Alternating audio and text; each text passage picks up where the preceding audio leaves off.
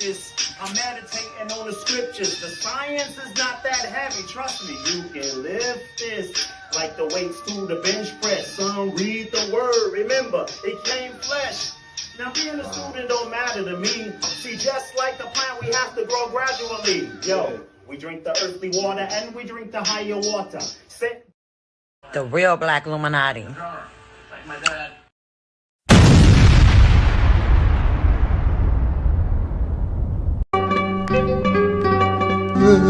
Gold chains, heads wrapped like a Saudi. Tap in with the los. We the Black Illuminati. We be posted at Lemur Park, hustling, catching bodies. A dripping OT, thirsty peaches flew to Saudi. Money schemes, my niggas had dreams of riding Bugattis. Now it's 4-finger rings, supreme with kings around me.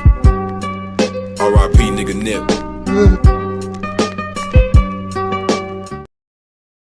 Reporting live from Abu Dhabi. Black Illuminati. Make sure you go get your shirts. Shit. Now let's meditate and separate from the RH negative, slow, repetitive. I told y'all all colors and styles.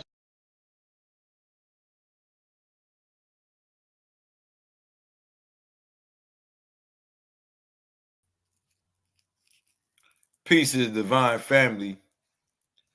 It's your host, the blue God, the true God, Crip Jesus, author of the Blue Bible. Not the new Bible, the true Bible. We ain't adding nothing in and taking nothing out. We're letting y'all know the real. But today we're here to talk about my new book, The Black Indian Wars. Yes, tap in for your copy of The Black Indian Wars. We're playing no games, okay? I got my brother from another Naga Gullah on deck. He's got some questions. Peace. For sure, man. What's up, bro? What's good with you, bro? Yeah, bro. I'm ready to jump into these questions, man. You know how I do it, man. So, Okay. So my first question. Hold on. So I also got my brother Will Justice on deck. We're gonna have him adding on a little bit. Peace. All right, so go ahead with the questions, bro. Okay, so bad. And also, hold on, my bad. For those watching, if you want a copy, tap in the Black Indian Wars. You can call or text 213-667-1094. Also go to the blackilluminati.com. All right. Okay. So my first question is going to be, what impact does the settlement of the Dutch Europeans in the area of the island known as New Amsterdam have on the indigenous American populations? Well, as we can see later on, hindsight's 2020. It had a completely negative effect. People ended up enslaved. People ended up diseased. People ended up without knowledge of self. Didn't nothing really good come of it. But however, I will say this, that when they first came, I don't think it was seen like that. You know what I'm saying? I think they were seen as traders, as business partners, and this came along later on. As they begin to unveil their plan. They move very secret and wicked and weak. Yeah, I know. Okay. My next question is going to be, what led to the classification of these indigenous Indians as African Negroes following the Civil War? Say that one more time. What led to the classification of these indigenous Indians as African Negro following the Civil War? So following the Civil War, it became legal to enslave people as a punishment for crime. So what's a bigger crime to make you illegal than to make you have no status? So if you're African or Negro, you don't have a status. You don't have a nationality that I have to respect or have a treaty with. You know what I'm saying? Okay. So by changing your status to just Negro, slave, or because remember the Negroes were the slaves, but then after 1865, they started classifying people who weren't even Negroes as Negroes to take away their status. Okay. So on page 2, in historical context, the individuals referred to as enslaved Africans who are rebelling in Manhattan are in fact the indigenous inhabitants of New Amsterdam and New York, among other areas?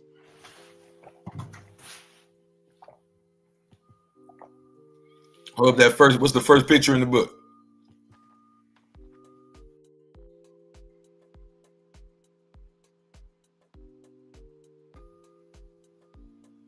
So not only are they the melanated original people, they're still there. That's ODB, rest in peace. He just returned. They still there. For sure. Okay. So in 1712, these American Indians, reclassified as Negro, rebelled against the province of New York for 87 years. Not the ones reclassified as Negro, if you get what I'm saying. The ones who were classified as Negro were already submitting. But the ones who refused to accept the title of Negro or Black or any of that and kept their nationality going, they were the ones fighting them. They were fighting on behalf of their nationality, their tribe. Okay. Okay. So following the abolition of slavery in New York in 1799, the prejudiced attorney Richard Walker and his kin alike persisted in the abduction of indigenous Americans from 1827 to 1844. Yeah. Okay. That's why they named the prison after him, because they continued that tradition of taking original people from status of free to status of slave. For sure. So they can convince you that your whole family's slaves. Could this represent the authentic narrative of slavery involving the abduction of indigenous Americans and their transportation to European camps?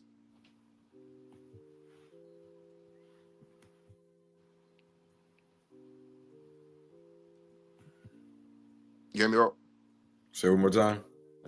Could this represent the authentic narrative of slavery involving the abduction of indigenous Americans and their transportation to European camps? Yeah, completely. So this is the last the last two questions of the introduction. The ongoing system of our community members being subjugated to confinement persists today, as evidenced by the disproportionate representation of African Americans in prisons and jails around the United States.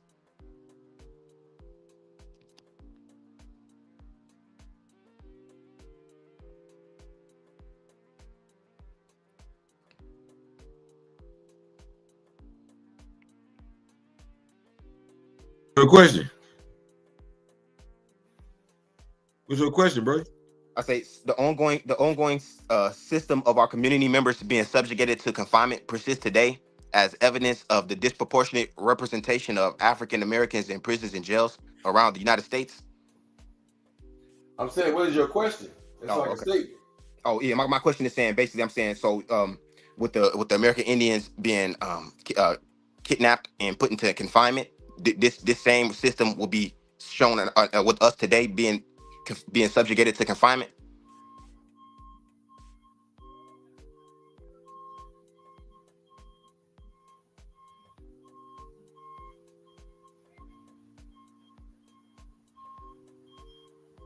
You hear me, bro? We can't hear you. If you're speaking, we can't even hear you right now. Yo. Yeah. The last thing you said, I couldn't hear you neither. Okay, I'm basically saying so. The system of American Indians being kidnapped and forced into subjugation is shown with the representation of us being enslaved today.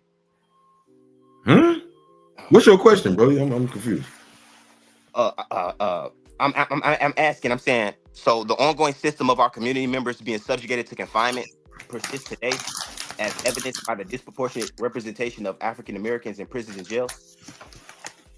He's asking the fact that we get locked up more than anybody else. Is it the continuation of slavery? Is it a continuation of Indian slavery, right? Yeah. Yes. Yeah. That's the point of that first page. For sure. That's why I said, do you see hip hop as in New York? Because I was trying to give you a vision of when you seeing these rappers and they showing the prison and they showing the rappers and the hip hop cops and all that. It's the same thing as the Indian Wars. I was trying to put that vision in your head. That's why I said, look at ODB, think of Wu-Tang, think of niggas in New York getting locked up and shipped off to Staten Island in the 2000s with big chains on and shit, and realize that them people they was kidnapping, sitting to Rikers Island, 200 years ago, they were free. Remember, they was come on, bro. So he was taking them from the status of free to the status of slavery. They weren't slaves, they were being enslaved. Does that make sense? Yes. Yes, that makes a lot of sense. Okay. So then my next question is on page 3. So the American Indian bloodlines are older than the nations in Africa, like the Sudanese, Congolese, Nigerians, Malians, etc. Put it like this, because this is where the Africans would get mad. Like, how dare you say that? It's stupid. We're talking about nationality, right? Right. So if your nation just started in 1985, how can your nationality be older than my tribe that goes back to 1555, like documented, right? That don't mean the tribe on that land ain't older. Does that make sense to you, bro? I'm not saying there's not a tribe there that's not older, but the actual nationality. Do you understand what I'm saying? Like Nigeria is new. The tribes in that area of land that's called Nigeria, they're old. Right? Yeah, but Mali's new. Exactly. Yeah, okay. That Ghana we see over there, that's not ancient Ghana. They're in a whole different place. You know what I'm saying? Yeah, I was gonna say about the naming of stuff. Like we have to watch it because when we use their names for things, we let them control the narrative. We need to stop using their names for things and start contextualizing and putting the original names on things from us. That way we know what things are. Because like in history, you're not gonna find that. You're not gonna find the names because all those names are new. Like if you go far enough back, Spain wasn't even Spain. Right. Yeah, so when you're looking up ancient Egyptian and ancient Mali, and ain't no ancient Mali, ain't no ancient Egypt, ain't no, that's new names. For sure. The next question, bro. Come on. You gotta go. You say you got a million questions, nigga. We gotta keep this shit speedy. So what is the name of the indigenous nation of Africa before the Berlin Conference? And what are the indigenous names of the people? So Africa as a continent have many names because it's so big. It got called different things by different people. Does that make sense? That makes sense. But you gotta go by the language. So in Greek, I believe the popular name, well, it don't matter because Greek was dead already. So before the Berlin Conference, did they call Africa Africa? Is that the real question you're saying? Yeah. I would say on a global level, yeah. I would say there was probably people there in their tribes and stuff that have different names and all of that. And they say the Moors, who were scholars and stuff, left behind books where they reference it as different things. But on a global level, like like in schools and stuff like that, like did they use the terminology Africa prior to the Berlin Conference? Mm-hmm. Well, let me ask you this. Okay. You a smart brother. You pretty young to be studying this type of stuff. What is your how was Africa introduced to you as a name? Like I'm not saying the first time in your life. I mean, like, what is your, like, well, not your opinion, but like, what do you like? You kind of get what I'm saying? Like, what were you taught about that? Like, because I know some people say I was taught that Africa is not the real name, and all. Like, what's this thing? Bro, I ain't gonna lie to you, bro. Like for the longest time, bro, I was taught that Africa was Alkebulan. Yeah, that's right. Yeah, Alkebulan. That's the top part. Well, exactly. Yeah, that's the part like where the Europeans knew of, not the southern part. And I don't even use that word top. I use it wrong because our maps actually used to have south as up and north as down. That's why the upper kingdom of Kemet was the southern kingdom, and the lower kingdom was the northern kingdom because even our maps are upside down. Exactly. For sure. Okay. So my next question. Hold on. We still ain't got a definite answer. Okay, so what was Africa called before Berlin Conference?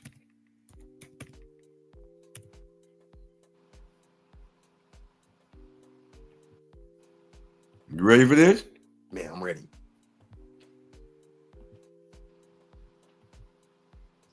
Before the Berlin Conference in 1884 to 1885, the continent of Africa was not referred to by a single name, but rather various names were used, including Akibulan, which means Mother of Nations, Libya, Ethiopia, and the Dark Continent. Some scholars and historical sources suggest Akibulan, meaning Mother of Nations or Mother of Mankind, as an ancient name for the continent. Libya, the ancient Greeks and Romans used Libya to refer to the northern part of Africa. Ethiopia, the term Ethiopia used to refer to the region south of Egypt, encompassing modern-day Sudan and parts of Eritrea and Ethiopia.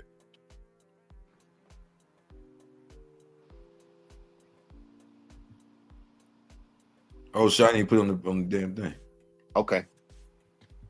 So my next question is, we moving on?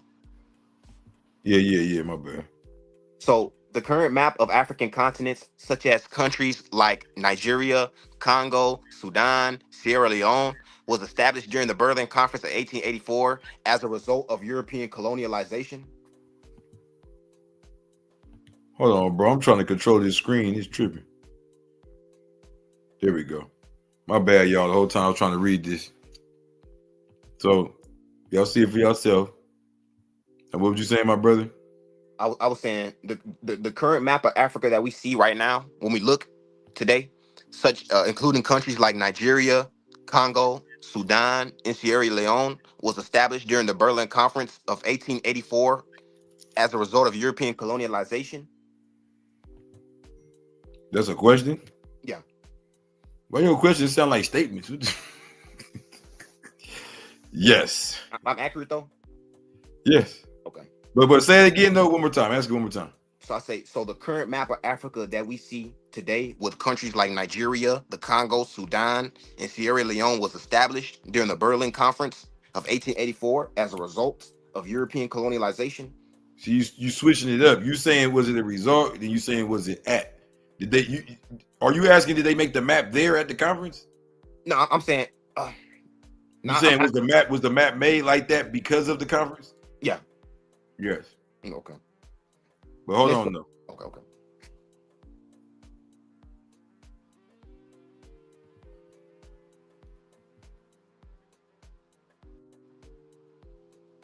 Why he's pulling that up? Because he's looking something up. Even the names that they gave those countries. I mean, because you got to remember, was it Zambia or Zaire? One of the Z names was actually called Rhodesia after Cecil Rhodes at one point in time, and that's why we have a Rhodes Scholarship. He actually was a really not great person. Like that's it. And so it's no longer Rhodesia, but the names have changed because they put the names that they wanted on it. So we let them, we allow them to name stuff for us. It's always going to be through their narrative. For sure. So he's bringing up something right now. Let's get it. The Berlin Conference was organized by Otto von Bismarck, the first chancellor of the new German Empire, who was concerned with securing portions of the continent within which exploration had begun. The conference birthed the General Act of the Berlin Conference, which had been nicknamed the Scramble for Africa. The conference consisted of top European nations who were invested in exploring the resources that abound within the continent. This was justified under the guise of civilizing or developing the countries, which they considered barbarian and primitive. This paved the way for the colonization of the African states by the Western countries and eventually robbed the continent of its rich cultural heritage and linguistic diversity. By the time most of these countries would gain independence from their colonial masters during the 20th century, great damage had already been done. The structures and systems that had been laid down by the colonizing nations made inadequate provision for self-sufficiency, and thus had a great dependency on their colonizers for survival. So, how did the Berlin Conference come to be, and what impact did it have on Africa as a whole?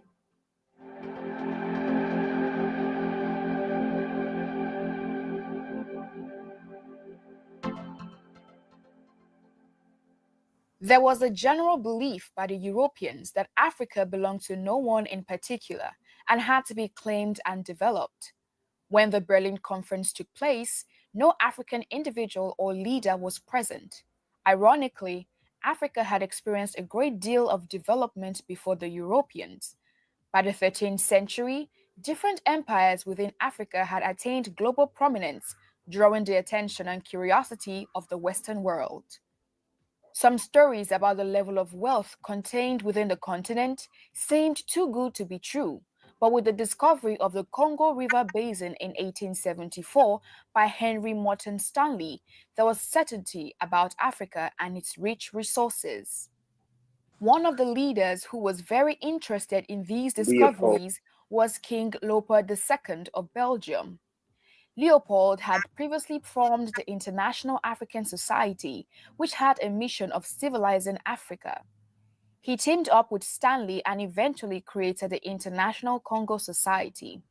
This was similar to the former society but had more goals added to be achieved by the society. We gotta But talk about Leopold him. was far from being a sincere man. He was a strategic and cunning leader who wanted to advance his personal wealth with Africa's resources. He began sending explorers who doubled as his representatives in laying claims over a wide expanse of land at the center of the continent. In the course of his civilization agenda for Africa, he secretly bought off investors in the International Congo Society. Stanley went to the area to try to establish the Congo Free State. This was while other European nations were also in the scramble for Congo. France, on discovering Leopold's hidden agenda, sent their own explorer, Pierre Savagnin de Brazza, who created Brazzaville and mounted the French flag, while Portugal laid claims as well on the Congo area, which they backed by treaties signed with leaders of the ancient Congo Kingdom. I want to go With back over to that. 2 billion monthly I want to go users, back to that YouTube picture ads makes it easy to of expand the your conference. reach. I'll go back to that conference showing. You said the picture? Yeah, I want to go back to the picture because you can see the fezzes. Like you can see the red fezzes. Like Which look picture? at that. Yo, peep the picture where you see all the people with the military regalia on. There you go. And you see the people with the fezzes back there. Yeah. I mean, and when they scrolled over a little bit more, you could see more of them. But it's like, yo, so they was a part of this. You get what I'm saying? Yeah. So it's one of those things. Like you have to understand that. Like, I mean, this is where they decided who was white and who wasn't. Too. Like you got to realize, like they started creating the parameters between who's white and who's not white, and that's why they want to sit there and tell you that North Africa really don't have North Africans in it. They're actually Arabs. Like, you know what I'm saying? I'm telling you, like right now to this day, you sit there, you start to talk about Kemet anywhere, they'll be like, oh, that's Afrocentric. Your people are sub-Saharan. That's what we talked about earlier. Talk about how they use that word sub-Saharan. Sub-Saharan is a made-up word. It's a made-up word. There's no such thing. Matter of fact, let's talk about the fact that the Sahara wasn't always a desert. How about that one? How about that one? The Sahara was not always.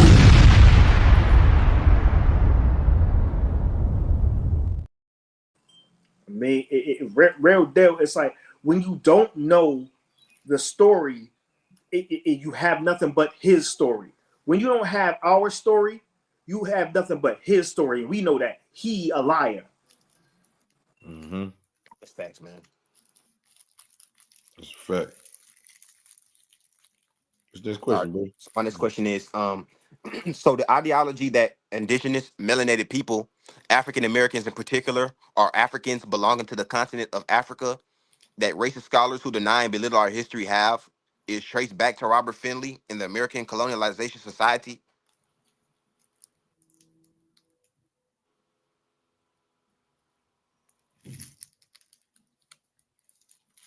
Yo, can you hear me, brother? Yeah, you heard what I said? No, what's the next question? Yeah, I was saying, so the idea that indigenous melanated people, African Americans in particular, are Africans who belong to the continent of Africa, that racist scholars have and use, that can be traced back to Robert Finley. Yeah, so Let's go to the book. Okay. You talking about Page 3. page 3, right? Yes, sir. The bloodlines of North America are ordered in the nations of Africa, formed at the Berlin Conference in 1884 to 1885. The ideal that all melanated people are Africans who belong to Africa can be traced back to Robert Finley in the American Colonization Society. It was taught to justify their campaign exporting free-born people of North America to their colonies being created in Africa, like Liberia. For sure. Feel Okay. me? Yeah. So my next question is going to be, so Robert Finley in the ACS are practicing ethnic cleansing and justifying it as assisting African Americans. Well, what is ethnic cleansing, bro? Removing a specific ethnicity from an area. That's what that is? You sure? Ain't it like killing them off? Well, no. Yeah, you're right. Because they do a mass deportation of one. For sure. Another word for genocide. And also paper genocide, because they were telling people a lot of times, especially in religions. So I got a problem with religions. It's either convert or die. Convert to our religion, or you're no longer this name anymore. You're this name, to erase the ties, because they did it everywhere that they went. I mean, because even the schools, the 5 civilized tribes are called the 5 civilized tribes because they allowed them to send their children to school and separate them away from their culture and their people. So ethnic cleansing is the systematic forced removal of ethnic, racial, or religious groups from a given area with the intent of making the society ethnically homogenous. So yeah, you're right. Okay. So they're doing ethnic cleansing through paperwork, though, by reclassifying and declassifying. Oh, that's when why we use their names, they're causing friction between them, between themselves. Saying I'm black and saying I'm Indian, saying I'm African, saying I'm not, and all this back and forth. When we use their names, we let them control the narrative. That's why they don't want us to speak our languages. That's why they sat there and told you that, oh, your people couldn't read. Y'all didn't have no written language. Bullshit, we had written languages. We sure had written languages. We the one who taught them how to read. What you talking about? it's real right there, man. Okay. Do what I say next. I say, so Robert Finley in the ACS and the Europeans at the Berlin Conference are colonizing Africa and creating colonies to export the African Americans to take their land.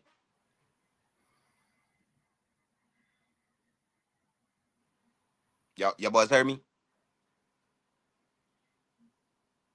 Hello. It's the way you're writing your questions that made him think. He says it sounds more like statements. Okay. So usually a question starts with, does this or is there? And that's why he's not catching up on it. You know? Okay. So yeah, damn, I just peeped that shit. I'm like, it's really writing them bitches like statements. I'm gonna have to fix that next time. Okay. Shit. Okay, so I'm gonna say, so were Robert Finley and the ACS as well as the Europeans at the Berlin Conference colonizing Africa to create colonies and export the African Americans to take their land?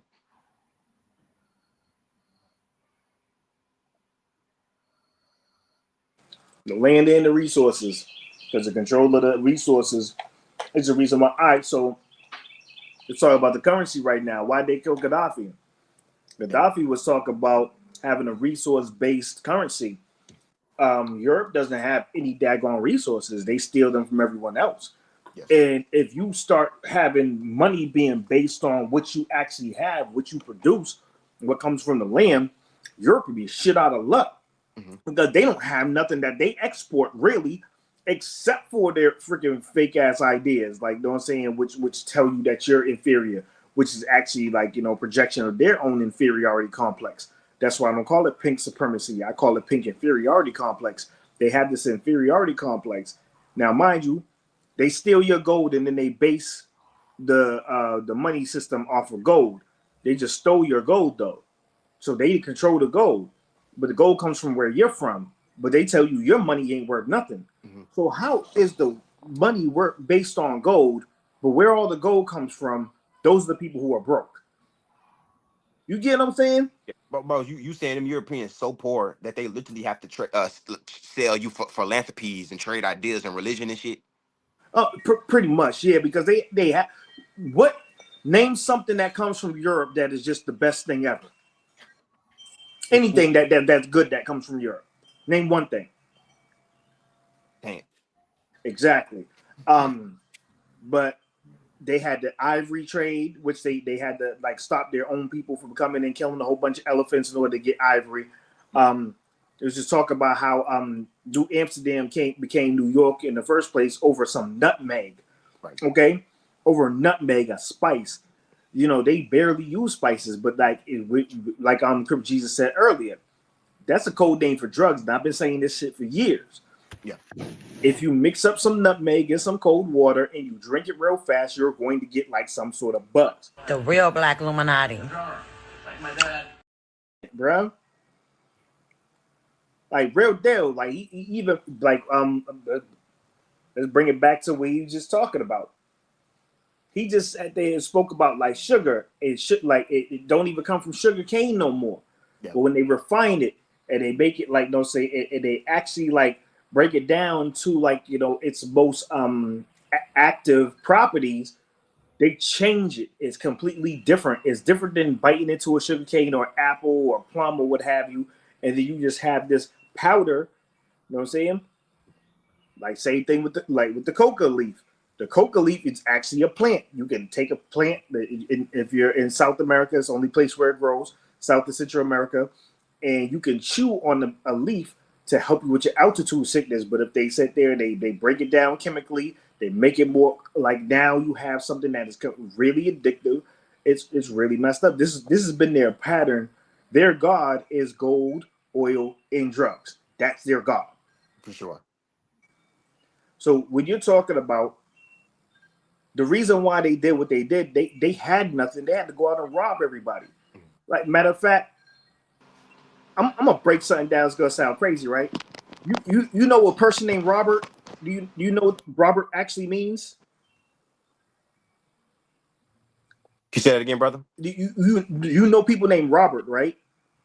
Yeah. Yep. You know what Robert actually means, right? I heard you say it one time, bro, in one of his videos. Actually, you said it means to be a real life robber, huh? It means a person who robs. Oh, yeah. It's prominent in like. Come on now, Mm-hmm. It's like if you met a person named Thief, what would you think they did for a living? Still shit all day, like yeah, I feel you, man.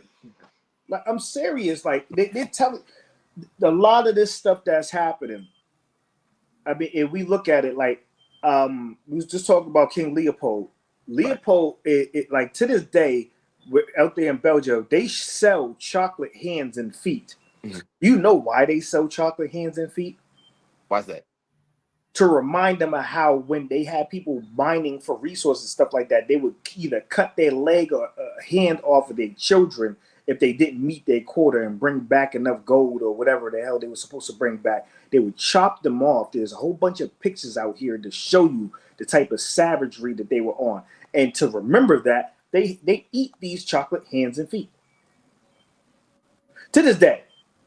I mean, not like a long time ago, like right now. You can look up those chocolate hands and feet right now to remind you of what they did in order to get what they got.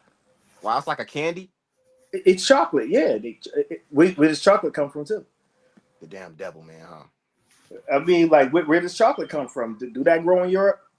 No. Hell no. I mean, this is what it is. It's like, we know who they are. Their whole identity is like, we keep sitting there calling them Europeans, but we got to understand, like, the name that they call themselves is Caucasian. Mm. Sure. Where are the Caucasus Mountains? Do you have it? Technically, they're Asian. They're from those mountains. They're, like, don't say. I was speaking to Crip Jesus about this. The Sochi Olympics was there, or in the Caucasus Mountains. The Sochi Winter Olympics. Yeah. Hold on, let's get this. Experienced a great deal of development before the Europeans. By the 13th century, different empires within Africa had attained global prominence, drawing the attention and curiosity of the Western world. Some stories about the level of wealth contained within the continent seemed too good to be true, but with the discovery of the Congo River Basin in 1874 by Henry Morton Stanley, there was certainty about Africa and its rich resources. One of the leaders who was very interested in these discoveries was King Leopold II of Belgium. Leopold had previously formed the International African Society, which had a mission of civilizing Africa. He teamed up with Stanley and eventually created the International Congo Society. This was similar to the former society but had more goals added to be achieved by the society. But Leopold was far from being a sincere man. He was a strategic and cunning leader who wanted to advance his personal wealth with Africa's resources. He began sending explorers who doubled as his representatives in laying claims over a wide expanse of land at the center of the continent. In the course of his civilization agenda for Africa, he secretly bought off investors in the International Congo Society. Stanley went to the area to try to establish the Congo Free State. This was while other European nations were also in the scramble for Congo. France, on discovering Leopold's hidden agenda, sent their own explorer, Pierre Savognin de Brazza, who created Brazzaville and mounted the French flag, while Portugal laid claims as well on the Congo area, which they backed by treaties signed with leaders of the ancient Congo Kingdom. Hold on. Treaty sign. What happened to the big bad wolf that walks up and says, "Come here, black man, shut up." Whips your booty and takes everything. This is when we find out, bro, the story is not so 1, 2, 3 cut and simple as they want to paint for you. So even in the Congo, where they ended up mutilating everybody, they signed treaties first.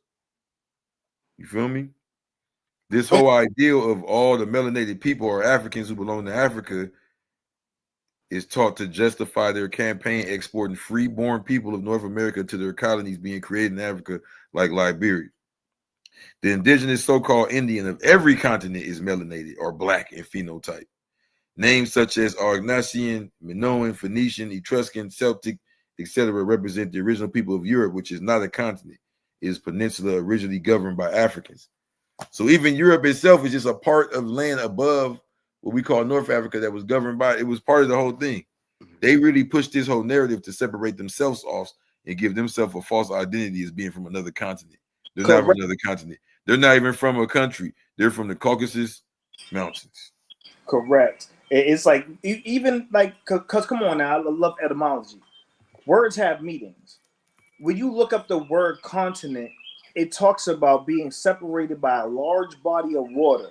That is one continent. Africa, Asia, Europe, all one continent. Matter of fact, we spoke about maps earlier. The map that shows Europe shows the place that you call Europe way bigger than it's supposed to be. You know what I'm saying? And then, like, matter of fact, they exposed it on what is it though? There was one of those TV shows they talked about it, like Africa being way bigger than it is on the map. You know what I'm saying? Asia being way bigger than it is on the map. Actually, smaller than it is on the map. Like for real, because they try to make Asia look bigger than Africa. And exactly. It can actually fit inside of Africa with some room to spare. And it's like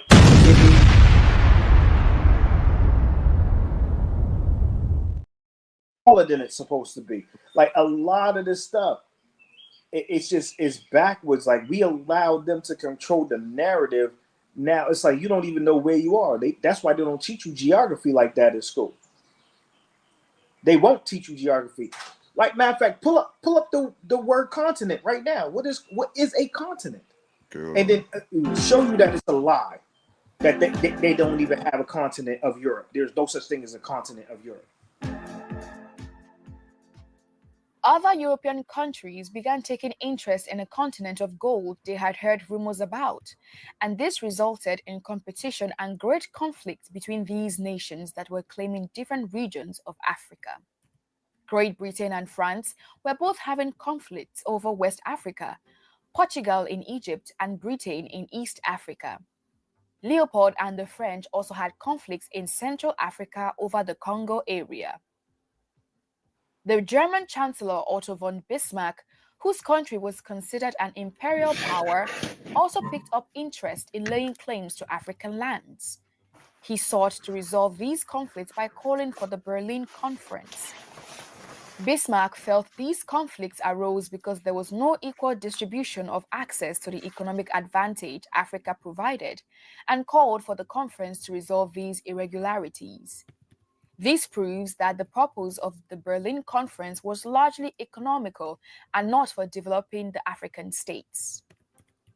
Countries such as the Austro-Hungarian Empire, Belgium, Denmark, France, Great Britain, Italy, the Netherlands, Portugal, Russia, Spain, Sweden, Norway, and the Ottoman Empire were represented at the conference. The conference began on November 15, 1884, and went on for 14 weeks and 5 days, ending on February 26 of 1885. In the Berlin Conference, territories claimed by European countries were to be legalized, formalized, and then drawn on the map to avoid further conflict. Trade routes were also agreed upon amidst colonies, and a framework for colonizing territories was created. Explorers were to be sent out to explore the African lands. Then, they would proceed to offer protection to the indigenous people of that land by signing treaties with them. Finally, the European explorers or ambassadors would return to their home country with the treaty signed. Then, the government of that country would inform or negotiate with other European countries so that their claim over the African territory would be recognized and uncontested.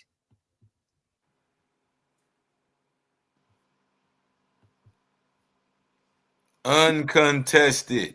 They mean The by real each. Black Illuminati. They This mean is scheming uncontested at by its each highest other. level. This is by each other, exactly. This is scheming and It's a, scamming. it's a conspiracy. This is literally the conspiracy right here. Like not a theory. This is actual facts of a conspiracy right here. Mhm. They came together and they conspired against Did us. they just say that they were attacking them African countries and then coming to them to provide them protection for treaties? Yes, Well, here's the thing. exactly. And then They, go back. Hold on. And then go back to the nation and say, I've secured the treaty. We have permission. Send the the necessaries out. so you think they went in there with guns blazing, like, yeah, we just gonna take your shit, bro, like, yo, run them pockets, or did they go, hey, friend, we're friends here. I think that we should work out a deal and be friends, and we should actually like, work together, and we should actually help each other. That's how they came. They acted like they were friends. It never came like they didn't come in there like being big bullies and trying to start some stuff like, yeah, I think I could beat you in a fight, bro. For It sure. never happened like that. They always came with the friendly face and, hey, I have something for you. Hey, check this out. You don't have this, but if you give me that over there, you can have more of this. They came in acting like they wanted to do trade and act like they was partners. Mm. Same thing over here, right? They Acting came like as they were merchants. partners. Huh? The same thing over in North America. The British came as merchants. Exactly. Because remember, they came as merchants. Remember, just the other page we said they came to Manhattan with 60 guilders. That's right. No dominance. Paying permission just to even hang around us. Just to even breathe the same air as us. Mm-hmm. We ain't sell them no land. Hell no. You know what I'm saying? Yeah. But this is the lie. Oh, they sold us land for a little bit. Ha ha ha. We ain't sell them no land.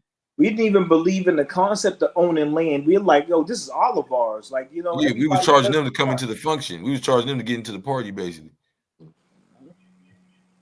Okay. Hey, so my Hold next question. Okay. Let's finish the Berlin Conference thing. Okay. In all of these establishments, Africans were not included or considered, although it was their land that was being divided. They were regarded as incapable of ruling themselves. It would also be interesting to note that most of the time, the indigenous rulers did not even understand what the treaty was about or what they were signing. In some scenarios, these treaties were signed by makeshift leaders who did not exactly have the authority to do so. However, one African leader saw through the tricks of the Europeans. Menelik, an important leader in Ethiopia who would eventually become emperor, wrote a letter to the participants of the conference, clearly stating that Ethiopia would not be needing their protection. Although his letter was ignored, Ethiopia and Liberia were the only African states that were not colonized in the scramble. The Sultan of Zanzibar begged to be present at the conference, but to no avail. Little did he know that he was to be part of the main topic of discussion. He didn't say it to his face, though. If you're happy talking, Exactly. Damn, He G. said, no, we don't want you there, bro. We plan on getting your ass too. It's about you, though. It's about you. We don't want you there because it's about you, dude. Yeah. And that's usually how the setup goes. They don't sit there and talk about how they're going to rob you with you sitting right there. No, they don't do that. It's called this what it really is, man. It's like they got it. They like, we gonna get up in the party, right? We gonna sit there and we gonna put something in their drink, right? And then when that motherfucker start nodding off and stuff, then we gonna go in his pockets. Like that. That's the whole conversation. Dirty bastards, man. Of course. Of course. So going back to that page, right? The point was right here is this is Black Indians of Europe. So this is showing you that even these people being classified as Africans, they were already in Europe. That's We're right. talking about the 1800s, right? So these so-called Black African people, they're in America already. We're already fighting wars. They're in South America already. They're in Central America already. They're in Europe already. This is when the brainwash is going to begin. This is why they started teaching. It starts with Robert Finley in the American Colonization Society. They started teaching propaganda first. Say, hey man, all these people come from Africa anyway, and y'all should unite as Africans against your threat. Right? That's right. But who are these people telling us this? Let's continue on the page. At the Battle of Alarcos, over 300,000 so-called white Christians challenged the Moorish ruler Yaqub al-Mansur. To their surprise, they were defeated, chained in groups of 50, and shipped to Africa where they were sold. This was 300 years before the now infamous Atlantic slave trade. The people labeled white, Caucasian by the United States were sold and traded in Africa as slaves. The word slave was derived from their ethnicity, Slav. White slavery did not end until the conclusion of the Barbary Wars on July 3rd, 1815. At the end of a war. So this is their get back. This is a war that was going on for a long time. This is them saying, oh yeah, it's time for us to get our get back. And the only reason why they even like the war stopped because of infighting. It's not that they defeated us. We defeated us. We were fighting each other. We didn't have a conference of our own to sit here and because everybody was doing their own thing, kind of like right now in the hood. Like, do you know? I'm gonna say this shit because a lot of motherfuckers don't understand this. When Crips got founded, like they'll say it got called a super gang. Why? Because the cliques stopped beefing with each other and said, "Hey, listen, one banner, one flag. That's how we doing it now." And everybody else got scared. They're like, "Oh shit! If they ain't fighting each other, remember what happened last time? The motherfuckers stopped fighting each other. What happened? Oh, they got white. They was getting wiped. They was getting smacked. Because the thing is, when you show someone who their real enemy is, so you've been fighting your brother, like, and I've seen this shit happen in real life. I've had people who are cousins. They were each other's cousins. They were fighting each other because one's from one block and the one's from the other block, and they been beefing with each other over their blocks. And I see them fighting. I'm like, hey, yo, bro, like y'all two got the same grandma. Like y'all actually cousins. Like, nah, no, the fuck we ain't. Like, yes, you are. Y'all are actually cousins. Like, matter of fact, your mother and your father. Like they'll say that's how that goes, and I was able to break it down. So people start sitting there and start realizing, like, hold up a second, that's my family over there, right there. Yeah. Like, I can't be beef with them. And the whole time you didn't realize while you were fighting. So you put your backpack down. I'm just putting this in hood context. You put your backpack down. They done sat there, stole out your backpack. You don't even realize they took out your backpack. know what I'm saying? But the person who keep egging you on to go fight them, sit there keep telling you about how, like, yeah, bro, like, you know what I'm saying? Them over there, they been talking all that trash about you, bro. Like, I heard they was gonna go get a weapon for you and everything. Yeah. The whole time, the person who tell you that to go beef with your family, they the one stealing from you. Both of y'all. Both of y'all, right? Real deal. You and your cousin. Exactly. But thing is, they always have it where they usually do it. They have a method of doing this. They usually put a minority group, a smaller group, in power because you can control the smaller group, and if that smaller group controls the bigger group, like, you know, then they're able to, like, because they give the resources to the smaller group, and they can oppress the larger group. They use our tribalism against us. And think, like I said, the only reason why that fight stopped is because we were infighting. We were fighting each other. We saw each other as separate. We wasn't, like, no saying, wasn't on united, one banner type situation. It was like, oh, that's them over there, and we us over here. And it was like, man, hey, what was the name of that Sultan? Bro, Crip Jesus talk about this shit all the time. The name of the Sultan during the Barbary Wars. They said the United States was funding the wars with his brother. Yeah, bro. What was his name? You said the United States was funding the war with his brother. He wasn't a sultan. So the sultan is like the emperor above everybody. You talking about the bey, which is basically what would be a king. But remember, we don't use those terms. King is a Christian thing. So the bey of Tripoli, which is today Libya, right? I always point that out to show how the conflict with Gaddafi was really continuation of U.S. and Libya. You know what I mean? U.S. Tripoli. So his brother, Yusuf Carminati, was the one that Jefferson didn't want to pay. They were supporting his brother, another Carminati. I want to say his name was let me look it up. But it's called the Tripolitanian Wars, and the U.S. was funding a revolt with his brother, but he ended up coming back and taking his brother off the throne and saying, "Yeah, I still need that money, man." So the thing is, they fund the infighting. They make sure that the beef keep going. Right. Like they'll say, that's like how, like, they used to drop off the guns off the freaking trains and be like, yo, here's a crate of guns. Boom. Like, yo, who dropped these over here? Who gives a fuck? Like, get these guns up because them dudes over there. Like, you know what I'm saying? Yeah. Come on, like, I'm bringing it down to modern times, how they're still doing it. This ain't changed. You know what I'm saying? You think the enemy still ain't the enemy no more? Now they're just nice and they want to play nice now? They've been having power this way. Why would they stop? Okay, yeah. His brother's name was Hamad, but they spell it Hamet. Hamet. Yeah, like Ahmet, but with an H on the A, H on the front. But it's Ahmed, like AHMED. Okay. They put HAMET, Hamet, like how you say Muhammad. So he's Yusuf Carminati. There's Hamid Carminati, right? He's right. So when they were in power during this conflict, and let's make sure we clarify when the U.S. took over, it was under Hamid Carminati. So, like he said, it was the infight. They couldn't come in and take over. It was Hamid who didn't like his brother. They said, "Oh, well, we'll help you take them down." Yeah. See me? But it's just a scheme, like y'all boys saying. Well, they were helping him because they want to get in. Mm-hmm. Right. They don't like, you know what I mean? They don't like the ruler who doesn't like them. So you don't like me, I can't get to you, so I'm gonna get to your mama. I'm gonna get to your girlfriend, get her to, you know, I'm gonna get her to do something snaky with me against you. You know what I mean? I can't get to you. For sure. But I can get to your infrastructure. So it's infighting, like he said.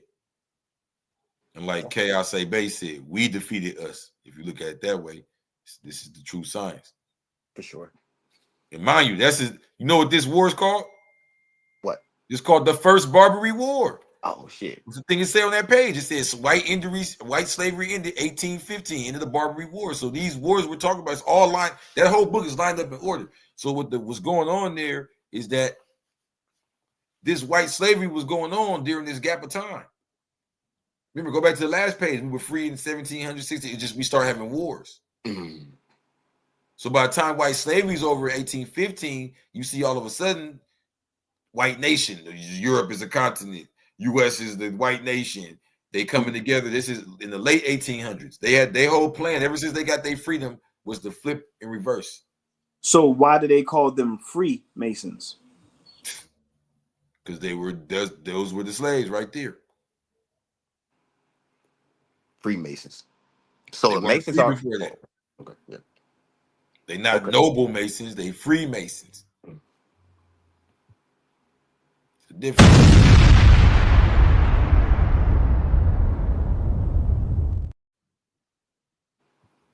Next question. Okay. So my next question is,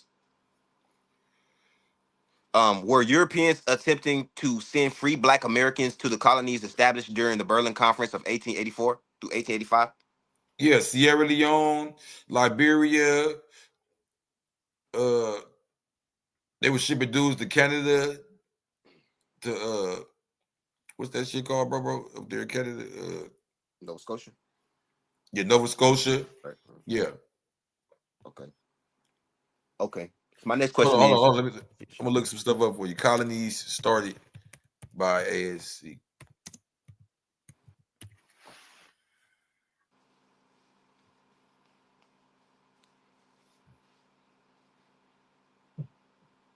So,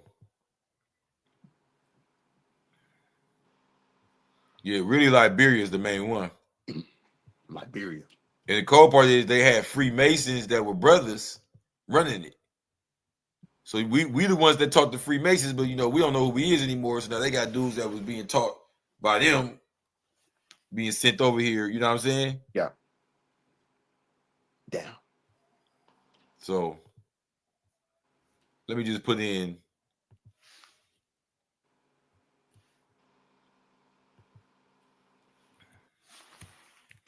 American. Now, what was the question again? My question would be, were Europeans attempting to send free Black Americans to these colonies established during the Berlin Conference?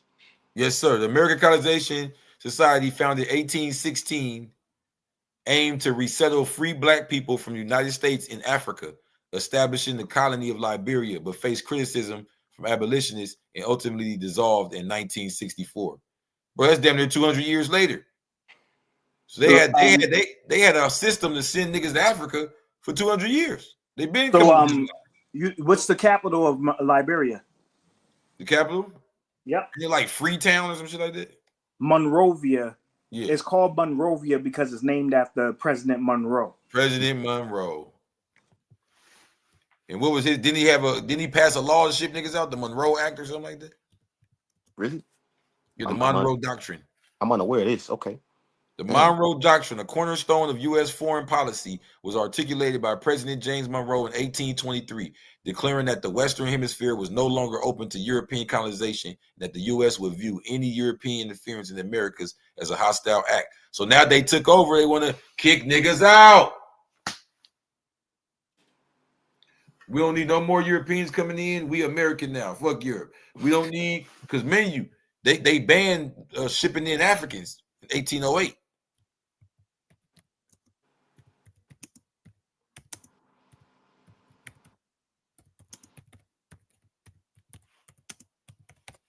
Y'all still there? Yeah, we are here. Yeah. Okay. So, in 1808, the United States banned the foreign importation of enslaved Africans, marking the end of the transatlantic slave trade for the country, although the domestic slave trade and illegal smuggling continued for decades. Of course, and we saw that movie Amistad, right? Yeah. When that was about. That was illegal ship. There was an illegal ship. They were trying to sit there and say, no, he's a Spanish slave. That's why his name is Singbay. His name is Singbay because he's a Hispanic Spanish slave from the colonies over here. He's not. These aren't illegal slaves. Give us back our property. Like matter of fact, because that's how was it Adams or Quincy Adams, like, was the lawyer who fought for them. This is like where I'm from Massachusetts.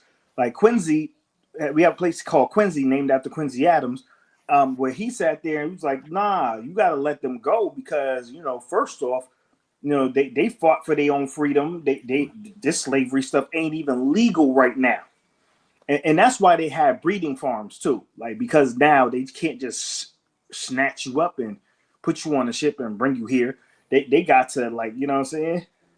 Like, I find other ways. Look, she said that got us addicted to sugar and alcohol, making us inebriated and blind to the setup. We didn't think they were smart enough, but they were studying this the time they were our slaves. During the 1800s, when they were our slaves, they were studying this.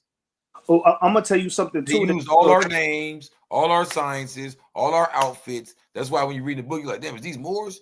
Yeah, because some of them will even take our names and marry right into the family and become a Moor. I'm gonna say some shit that y'all probably never heard before. You're gonna think I'm crazy for saying this shit, but like, they actually used to give cocaine to the people who are working out in the fields and shit like that in order to make them work. No, that's not crazy, bro, because cocaine was just made illegal not that long ago in order to lock us up. All this shit is about locking us up and putting us in slave status. Right.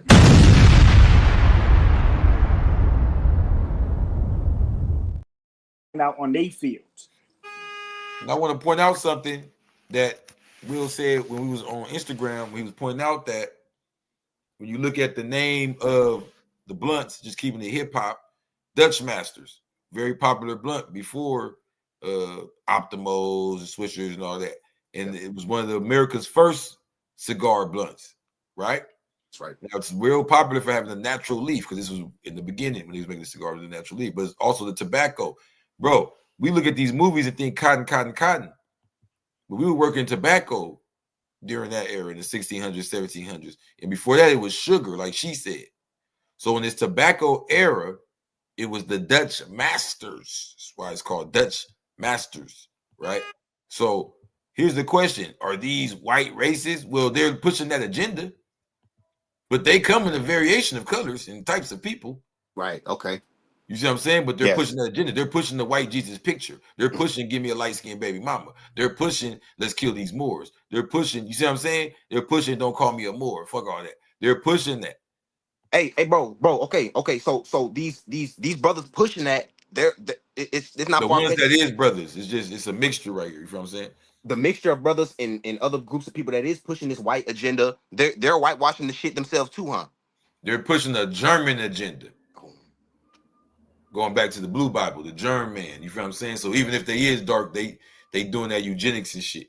Eugenic shit, okay. They own that. Mm-hmm.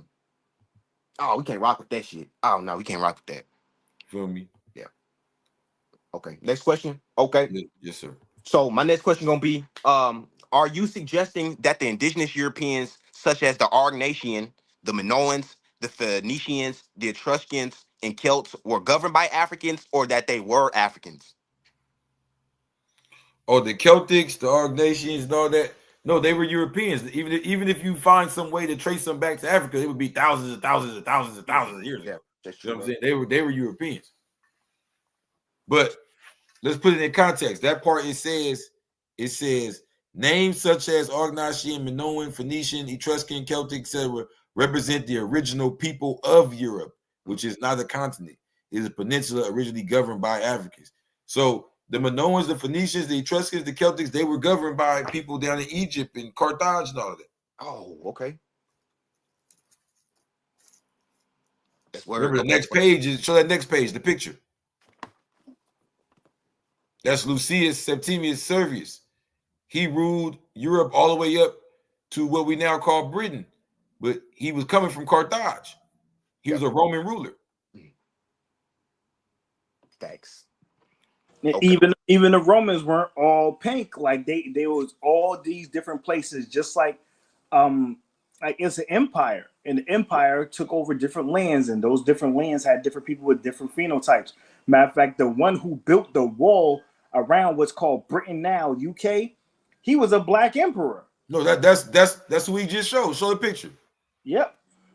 No, that is a melanated person. That is a melanated individual right there. Look at the curls in his hair. They try to make him look European, like Caucasian, all that other shit like that, but they can't do it. A lot of the times, like, you know, if you find the original pictures, you're going to find people that look like you. Okay, now go to page 5 and read it. Okay, all right. Who is Lucius Septimus Severus? Before you go any further, do you know anybody named Lucius? Yeah, Not in that your nigga real off life, Empire. but that was on TV, huh? That nigga off Empire. Exactly. Come on, man. Yeah. Come on, Okay. let me put it right in our face. Lucius Lion. Go ahead. Who is Lucius Septimus Severus? He was the African crown emperor of Rome during the year of the 5 emperors. His competition included Pescennius Niger, an Italian crown emperor. Their images were whitewashed to create the narrative that black blood in Europe is foreign. Right. Yeah. Right. So look, we got Pescennius Niger, whatever. He's Italian. But this brother's African.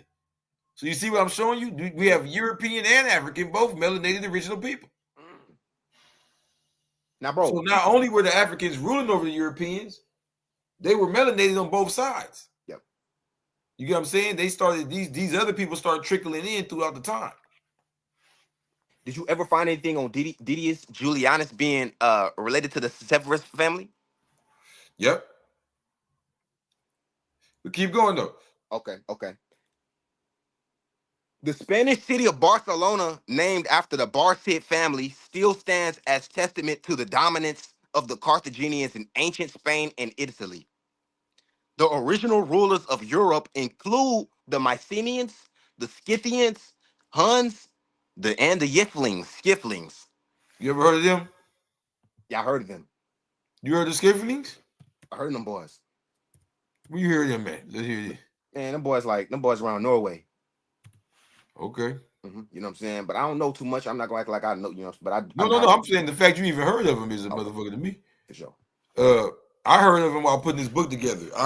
I knew about the Argnasian. Yeah. Because they use them on science stuff. Yeah. But I wasn't talking about race on this page. Because maybe we were talking about who they're being ruled over. So I was showing, here goes a person from Africa, melanated. Here goes some people from Europe, melanated, being ruled over by him. Right. You know what I mean? Let's stop looking for the color thing. What I'm saying is, like, if you put the color aside and just look at the nations themselves, you'll find some hell of a stuff. Now, this is the history of the original people of Europe, but of course, they're going to put all these white cartoon pictures and stuff. Yep. Cartoon pictures. That man said they don't have any proof that they were not the melanated people, but I don't want to say more, because as soon as you say more, you start thinking of the religion and the culture. You got to understand, it goes back before. Those are Mohammedans, but as Moors, in Greek, they used to call these people Mari. They did, like Mary, like Virgin Mary. Mary, she represents the bloodline. They used to call these people Mari. That means Moors. That's Moor in plural with the E on the end. Marie. Find an example of the youngster, Yingling. Right? So that name actually means like they were on boats. Word. England. Ancient Moors. Did you know the very first royal house in Scandinavia? The Inglings are said to be Scandinavia's very first royal house. Not just kings, but kings descended from the gods. According to legend, their founder, Yngvi Freyr, was a Norse deity associated with fertility and prosperity. And here's where it gets wild. They didn't just rule on Earth. The Inglings believed their lineage would continue ruling even after death. In Valhalla. Did you know the very first royal house in Scandinavia? The Inglings are said to be Scandinavia's The real very Black first Illuminati. royal house. Just kings, Reporting live kings from Abu descended Dhabi. from the gods. Black According to- Illuminati. Make sure you go get your shirts.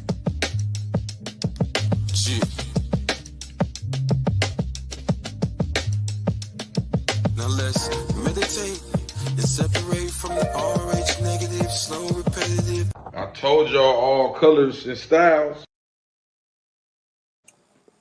There's a beer called Yingling.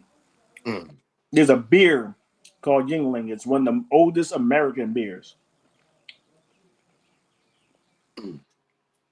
And our journey begins with the earliest known saga. I hear the word Inglings. England when I say it. Originated in the 9th century It's an enthralling tale that traces the lineage of the Swedish Yngling dynasty back to the god Odin himself. A blend of the legendary with the historical, it offers a mythic origin for this ruling family, weaving together the threads of divinity and earthly power. Next, we delve into the saga of Hervor and Heidrek, a tale of prophecy, magic, and tragic destiny. It tells the story of a cursed sword and the ill-fated rulers who wield it. The saga's complex narrative structure, with flashbacks and prophecies, adds a layer of mystery to the tale, making it a fascinating read. We then venture into the world of the saga of the Greenlanders. This saga takes us on a journey to the New World, long before Columbus set foot on its shores. It recounts the adventures of Eric the Red and his son Leif Erikson, who to the New World, long before Columbus set foot on its shores. We then venture into the world of the saga of the Greenlanders. This saga takes us on a journey to the New World, long before Columbus. You know where Greenland is? Hell yeah. Come on, man. Who just said they want to take Greenland? He said he wanted to take Greenland. Didn't he just say that? He want to take, was it Iceland or Greenland? Which one did he say he wanted to take? He said the saga of the Greenlanders, which came No, to no, the New no. World. I'm talking about this dude dude in the White House, right? The orange man, right? Mm-hmm. He said he wanted to take over Greenland. Was it Greenland or Iceland? Which one was it? He said he wanted to take Canada and Iceland or Greenland, whichever one. Yeah, I think Greenland. Wonder why that is. Yeah, see, he even said we're gonna name it Gulf of America. He's trying to like put it all, you know what I'm saying? Damn. It's Greenland. Trump is very serious about taking Greenland. MSNBC news article says. One day ago. But yeah. So is this a long time ago or is this right now? Shit's right now. 1 day ago they just reported it. Yeah, like yeah. Come on. Set foot on its shores. It recounts the adventures of Eric the Red and his son Leif Erikson, who established settlements in Greenland and explored further west, possibly reaching what is now known as North America. The final saga in our exploration is the saga of Grettir the Strong. This saga is a riveting tale of a heroic outlaw who battles both human enemies and supernatural beings. Grettir's saga is a testament to the Viking spirit of adventure and valor, even in the face of overwhelming odds. In essence, these sagas are not just stories, they are the cultural fabric of the Viking world. They offer a glimpse into the lives, beliefs, and values of the Vikings, from their reverence for the gods to their thirst for exploration and their heroic ideals. They also shed light on the intricate relationships between the Vikings and their rulers, between humans and the supernatural, and between the Vikings and the wider world. As we journey through these sagas, we gain a deeper understanding of the Viking world, a world of warriors and explorers, of powerful gods and heroic deeds, of intricate social structures and complex relationships. We see a culture that valued honor and courage, that was deeply connected to the natural and supernatural worlds, and that was constantly pushing the boundaries of the known world. So the next time you ponder about the Vikings, remember these sagas. For they are not just tales of a bygone era, they are the living, breathing essence of a culture that continues to captivate us to this day. Yes, sir. Yo, Val Kilmer just died, right? Valerie is actually his full name, Valerie, which is usually associated with being a woman's name. My name was almost Valerie. You know what I'm saying? I have my father's sister and my mother's sister both named Valerie, and that comes from that culture right there. Valerie means bravery. And matter of fact, like they talk about Valhalla, you couldn't even go to Valhalla if you died peaceful in your bed, just peace. You'd have to be snatched off of the field fighting, and like to actually go to heaven. Everybody else didn't go to heaven.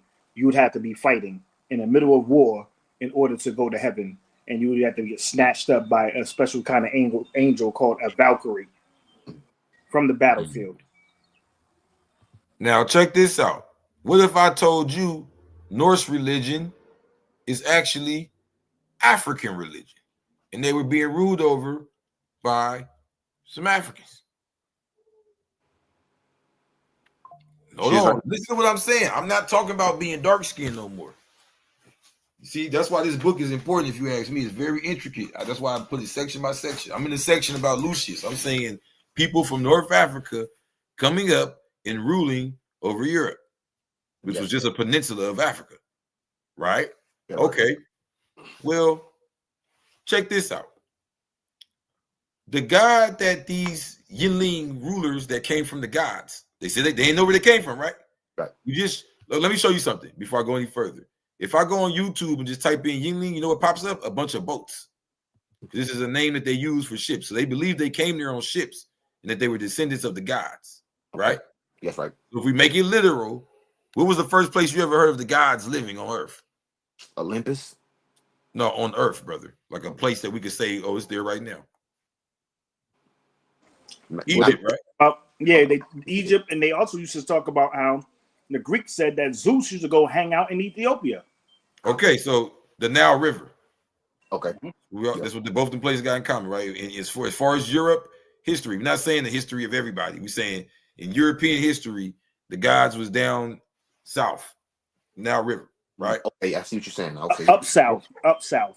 Okay, just for them though. Just for them. Let them help them understand. So the point is, this Odin character, even that comes from the same area they call Mauritania, Morocco. Yeah, they have the Igbo tribes over there. They have what's called Odinala. Odinala. So later on in time, you got Allah to the south and Odin to the north. See how they split all up? The Arabs got Allah. The Europeans took Odin. The original masters kept it Odinala. Now, in the Norse version, the Son of God, the Jesus, is who? You know his name? Thor. You heard him, bro? Yeah, Thor. They both said it at the same time. Okay, so no, yeah, I know you know. I'm trying to make sure you know what I'm saying. So Thor, right? Mm-hmm. Now watch this. You know Thor for being what? How he look when you envision him. If I was like a white guy, put him in the outfit. What's the outfit have to have? A cape. Nah, a lot of people got capes. What do you gotta have? He can have a cape and still be missing something as Thor. Well, if you just came to the Halloween party with just the Thor cape, I might not even know who you is. Chainmail nigga. Huh? Hammer. That hammer, right? Yeah. And you gotta have that hammer. What if I told you Anvil? Now hold on, Will, because I know you already probably know where I'm going with this. What if I told you that's some African shit? They just been selling it to you with the white picture, just like Jesus. Man. Remember I said the lost tribe of Jesus is deeper than just this one guy in this one book, right? Yep. They white-faced the whole tribe. So check this out. Thor. Who's Thor in Africa? Look, these niggas already got it in the comments. Don't look at the comments though. Let's see if you can get it. I can't even see it, so it's good. Ogun. I got $5 for you if you can get it. Okay. I ain't gonna give you all night though, nigga. All right.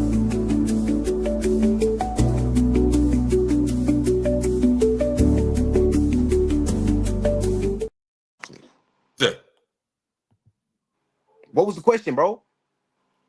Who is Thor in Africa? Because I'm suggesting that I don't got no name. I'm not saying, look, I'm saying the names of the people that they saying was the Yingling dynasty. Who is the thunder god in Africa? Is what he's asking. Man, I already know that shit though. Right? Yeah. So I'm saying, who would Thor be then? Okay, bet. Huh? Bet. Okay, it's Ogun? No. Shango. Shit, okay. Shango. But here's the beauty of it. I'm about to show you something even deeper than that. So let's type in Shango, right? Yeah. So I just showed you the picture of Thor. We know how he look. He got to have the cape and the joint, right? Yeah. So Shango the same way, bro. Shango. And here's the cold part. It's damn near like looking at the hip hop version or something. Like this the real nigga version of Thor. I want to see him. Shango? Yeah. You ever seen the movie Django Unchained? No. You never seen Django Unchained? Nah, bro. I command you, you must watch that immediately. Okay. I don't give a fuck what you got to do to watch it. If you got to argue with your girl, to use the Netflix, whatever you got to do, nigga, you must watch Django immediately. Because Unchained. Well, yes, Django Unchained. The big secret to the movie is he's named after this dude. They're acting like he don't know what's going on, but he's named after Shango. Okay. It's a Hebrew name, but it's really from West Africa. It's a Moorish thing. Look what he got in his hand. You said it's Hebrew? Yes. Come from Jean. Oh, okay. I see you said Django's Hebrew. Okay. Lord Shango.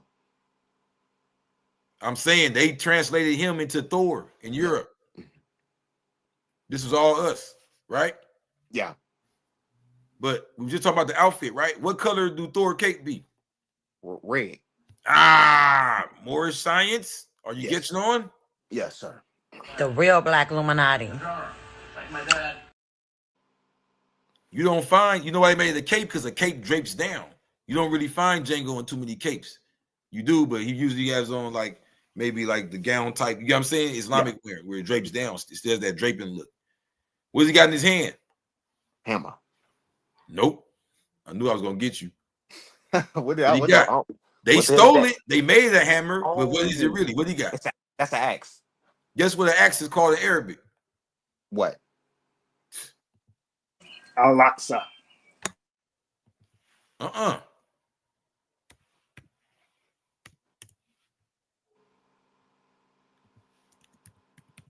got $5 for you. Come on.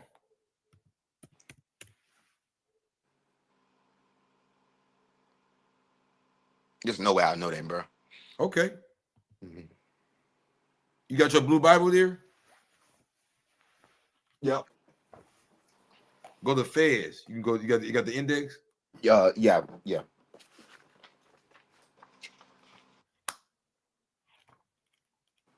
Hold on. Yeah, I'm pulling that hole up right now. Fez F.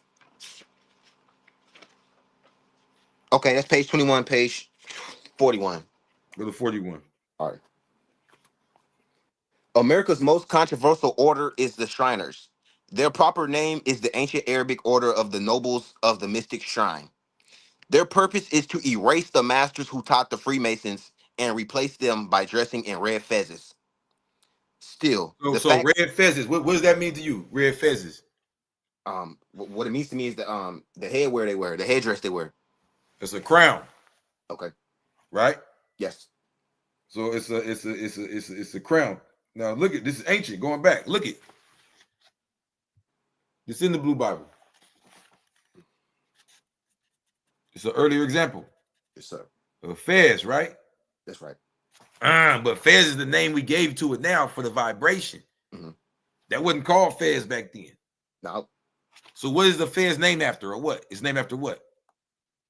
A place. Yeah, the place. Exactly. Well, do you know where that place is, bro? West Africa. What country? Morocco. Exactly. Fez, Morocco. It's the capital, right? Yeah. No, it's not the capital no more, but it used to be the Kingdom of Fez. Now, check this out. You still on 41? Yep. Go down to the last paragraph. What does it say? It says, these lessons were passed down to me by Mujahid el-Allah himself. Sufism is a tradition. Today, it lives in the hearts of its progenitors. The resting place of 7 Sufi saints in Marrakesh, Morocco, is considered sacred by all Moors and Moorish people. So that would be like a capital, right, for Sufis? Yes. What was the capital of the Almoravid Empire? Do you know? No. Marrakesh. Oh, damn. Okay. How do you say the in Arabic? Do you know? Al. Say the Marrakesh in Arabic. Al Marrakesh. Say it fast. Al Marrakesh. Say it fast. Al Marrakesh. Al Marrakesh. Al Marrakesh. Al Marrakesh. Al Marrakesh. Al Marrakesh. Americas. Oh. Al Marrakesh. Americas. Yeah. You hear it? Yeah. I'm Marrakesh. Yes, I So do. I'm Marrakesh. this place in Morocco, right? Yes. Go to page 42. Sufis created what the Greeks named philosophy. The term philosophy literally means study the Sufi, as in philo, study, and Safi, Sufi. Since philosophy was illegal in Greece, all philosophers and their followers had to join secret societies. Europe's secret societies called the teachings of the Sufis Hermeticism. The root of Hermetic is the name Hermes, the Greek name for the deity Thoth. The Greek people learned about him from the Egyptians. They eventually built a city in Alexandria in Egypt where they studied Thoth. The Egyptian god Thoth the Egyptian god Thoth is a mystery based on Lord Khufu. He is not a myth or a legend. He is recorded in history as Pharaoh Cheops of Egypt's fourth dynasty, responsible for the Giza pyramids.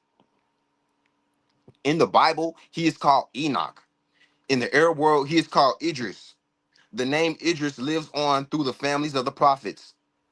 It was Idris the first who founded Fez, Morocco, and laid the foundation for the empire in Africa. He's Lord of the land. So it's Idris. So if Idris. Idris, the ancient Idris that was Enoch, found the Giza pyramids over there, right?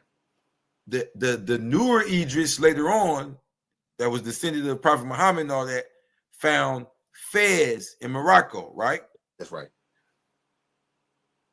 Why did he name that place Fez? Where did he find her? Did he find a crown there?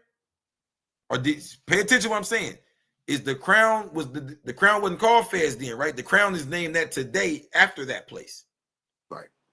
So why did he name that place Fez? Do you know? Hell no. Don't guess. Okay. So he found that place, right? Yep. I've been walking you down. So this got to do with Tahuti, Thoth, Sufi, all that. What if I told you all that stuff is just words they're using to suppress what it really is? Man, it's really just the teachings of Shango and Allah, Odin Allah, passed down. You know what he found there? What he find?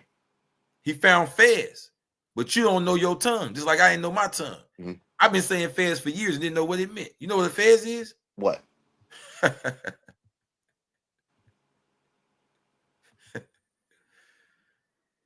While Fez is in the English name for the Moroccan city, its Arabic name, Faz. Do you understand what I'm saying? Each language is based on the understanding. So the English language is based on the English understanding, right? From the Bible times and all of that. So since them times, Fez has been the name of this city.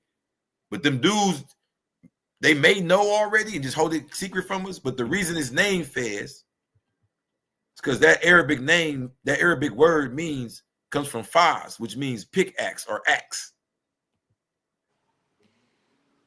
Okay, so let me see if I got this, bro. So you saying West Africa is named Fez because of the fact of how this is coming from city. Arabic? Huh? The city in West Africa is named Fez from Shango. They found Shango's axe there. The story is that Idris, when he got in trouble, well, not in trouble, but when he was getting into it with the Arabs, because he was a direct bloodline, right? And when he was getting into it with the Arabs, he fled to West Africa, and the Berbers wasn't tripping on him. The natives of West Africa that was down with Islam already, they was loving them. They loved the bloodline, right? They was of the bloodline. They were Sufis, of the ancient mystics. So let's go back to page 41. Somebody was in the comments saying, what is a Sufi? Okay, right? Boom. Okay, page 41. America's most controversial order is the Shriners. Their proper name is the Ancient Arabic Order of the Nobles of the Mystic Shrine. Their purpose is to erase the masters who taught the Freemasons and replace them by dressing in red fezzes. Still, the fact remains that the masters who taught the Freemasons were Sufis. Keep going. After the followers of Muhammad ran the Romans out of North Africa, they passed a law that all former slaves could now gain their freedom by joining Al-Islam, the culture of the prophets. They also allowed their new subjects to create fraternities in which they practiced mysticism. In Arab culture, mysticism is called Sufism, and the root word is Sufi. Thousands of years ago, Sufis traveled the earth studying at different temples. In between joining temples, they usually lived isolated to preserve their lessons in peace. These lessons were passed down to me by Mujahid El Allah himself. Sufism is a tradition. Today it lives in the hearts of its progenitors. The resting place of 7 Sufi saints in Marrakesh, Morocco, is considered sacred by all Moors and Moorish people. So Marrakesh, Morocco is a capital in itself. Word. But now we go into a deeper meaning. This is like high level. We're saying Fez has the name of Arabic for axe because Idris had these scientists passed down to him. He knew where to go to find Shango's axe. Shango.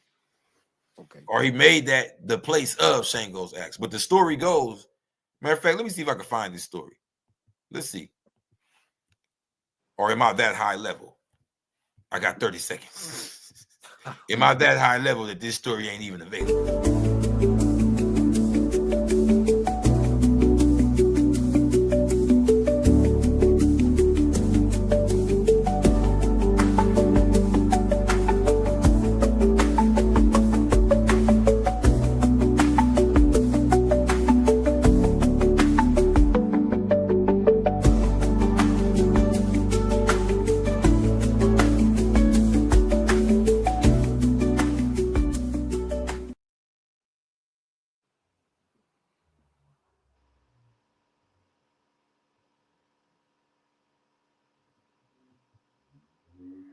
So let's see. Now everything goes to the prophet Idris. So the story of finding Fez. Let's see. I'm pointing out a little bit different, but same thing with Shango also being Yahweh. Yeah, the Hebrew god that was before, that was also a thunder god, storm god that actually had an axe too. Really? Yeah, so Yahweh is a storm god. Damn. Okay, hold on. Go ahead. I didn't know that. No, keep going, bro. I'm just typing it in.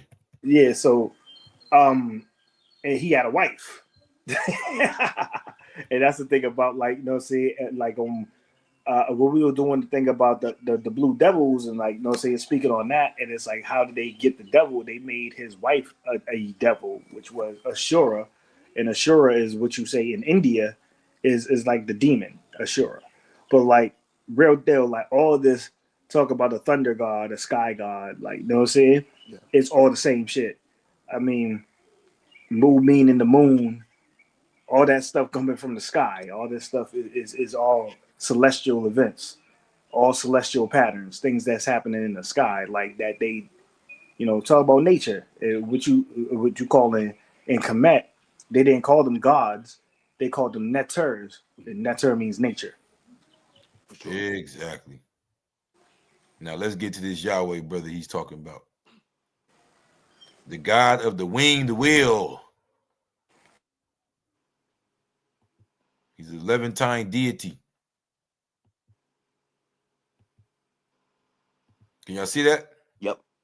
Did you see the thing that I sent you before that has the Hebrew?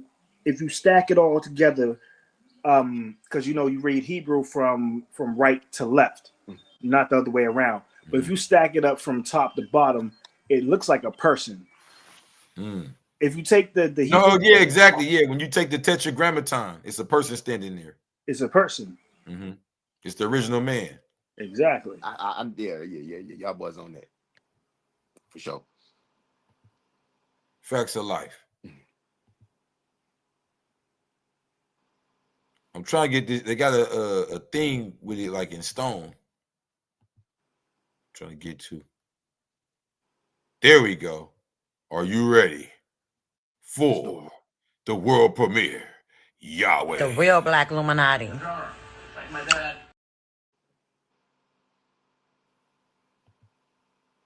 No more fake sandal wearing, fake Jewish niggas.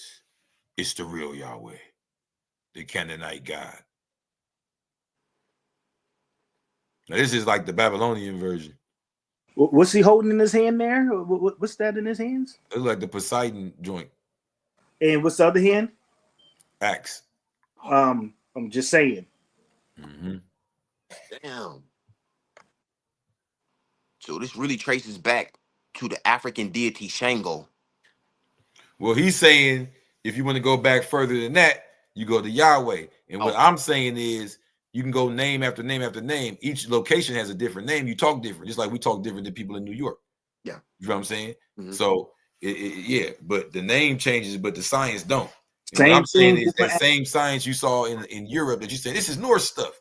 Mm-hmm. That's even if you go back to the Yingling, get off the religion name, because maybe we started off, you was asking me about, is these Moors because they Jewish? No, get off the religion name, and you get into the tribal name. That's why this book is important. It's just the tribes there. Because remember, that's on the page where it got a lineup of names, right? Yep. But when you start looking them up, you see, oh, damn, look what this Yingling, you know what I'm saying? The Yingling, ding, ding. Another tradition that they have in religious is that they say don't say the name of God. So instead of saying the name of God, they say Hashem, which means the name. The name. Like basically they try to stop you from saying the name of, like, matter of fact, they even say God instead of Yahweh, Yahweh, whoever you want to call it, Elohim, Elohim. They don't even say the names to hide the fact that where they come from, because words have etymology. They have a place where they come from. And if you sit there and you go back to what that means, you'll be able to break down where it came from, who it came from, where they were. You get what I'm saying? Yeah. Mm-hmm. And it's like, that's why they always had this confusion. That's why religion is used in the first place, in order to divide people, to make you feel like, well, those people over there worship a different God than we do, and we got a problem with them because they worship the devil, and we don't like the devil, and so they're devils, and we don't like them. Whereas y'all just acknowledging the same God, but you just say it different. Why would you deliberately try to hide the name of the creator? Because they're deceivers. Right. See, man. Yeah, that's some shit right there, man. Hey, yo, listen. When you spell evil, that's live backwards. Two other realms. Niflheim, the realm of ice, Muspelheim, the realm of fire. When the two realms met, the fire melted the ice and created a pool of water. Out of the water came Ymir, the first giant. Ymir spawned a race of giants that then populated the waters. Surprise, space cow. Ymir? Come on, bro. When you know Islam, you know that was Amir. Amir. Or he was the god Amir, like a Yah Amir. Yeah. Come on. First giant. Ymir spawned a race of giants that then populated the waters. Surprise, space cow. Yeah, a cow just appears and starts licking the ice until Buri, the first god, was unearthed, who I guess was just hanging out the entire time. Buri lived with the giants and had a son, who also had a son, who was named Odin. Odin and his brothers decided to kill Ymir, for some reason, and used his corpse to build land on top of the water. Odin, his brothers, and their children became the race of gods, which split between the Aesir and the Vanir. When the two tribes went to war, they divided themselves into two new realms, Asgard for the Aesir and Vanaheim for the Vanir. The gods also created the races of the universe, with each race getting their own realm. Jotunheim for the giants, Alfheim for the elves, Nidavellir for the dwarves, Hel for the dead, and finally Ymir's body became Midgard for the humans. When the gods create humanity on Midgard, they start with an Adam and Eve equivalent and then let them populate the world. Sometime later, the god Rig comes to Midgard and visits 3 couples. Each couple houses and feeds him, and Rig blesses each couple with a child. The first couple's child becomes the ancestor to the class of slaves and serfs. The second becomes the ancestor to the class of farmers and craftsmen, and the third becomes the ancestor to the class of warriors and nobles. Out of the race of nobles came a man named Konar. Konar became the greatest noble in all the land. When Konar was hunting, he was told of a different king from another land. This was King Dan. Konar, and members of the 3 classes, traveled to Dan to establish the class system in Dan's kingdom. So who is Dan anyway? Well, Dan was actually the son of Rig, and had many siblings. Dan himself ruled over the island of Zealand, but when Emperor Augustus of Rome, yeah, that one, attacked the Germans, Dan gained the support of the neighboring Jutes, Scandinavians, and the men of Finn, all making him king. This land was named after him, becoming Denmark. Dan's brothers, Nor and Gor, and his sister Goy, left Denmark to go north. Goy married the local king and Nor the king's sister. Nor inherited the throne and divided it with Gor, with Nor getting the mainland and Gor the islands. The children of Nor divided the mainland, and their children divided it further, until it was broken into tons of small kingdoms. The descendants of Nor remained in constant war with the descendants of Gor, who became the sea kings of the island. The mainland was named Norway in Nor's honor, and the islands named Orkney after Gor.